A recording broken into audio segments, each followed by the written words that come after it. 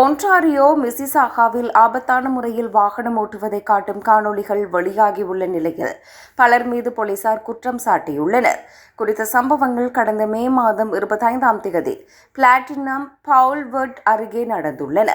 சமூக ஊடகங்களில் வெளியிடப்பட்ட காணொளிகளில் ஒரு அவுடி கார், மிட்சுபிசி லான்சர் மற்றும் டொயோட்டோ பிரைஸ் ஆகிய 3 வாகனங்கள் பொறுப்பற்ற விதத்தில் செலுத்தப்படுவது சுட்டிக்காட்டப்பட்டிருந்தது. ஓட்டுநர்கள் எதிரே வரும் போக்குவரத்தில் வளைந்து சென்ற விபத்துகளை தவிர்க்க மற்ற கார்களை நிறுத்தும்படி கட்டாயப்படுத்தியதாக போலீசார் தெரிவித்துள்ளனர். அத்துடன் வாகனத்தில் இருந்த சிலர் ஜன்னல்களில் தொங்குவது அல்லது சன்ரூப் வழியாக நிற்பது போன்ற ஆபத்தான செயற்பாடுகளிலும் ஈடுபட்டுள்ளனர்.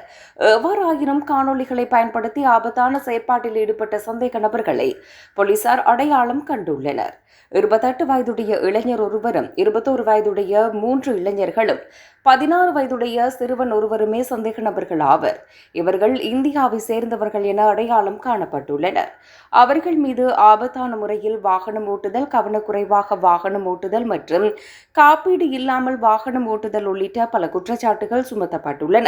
இதுகுறித்து கூடுதல் தகவல் உள்ள எவரும் தங்களை தொடர்பு கொள்ளுமாறு போலீசார் கேட்டுக்கொள்கிறார்கள்.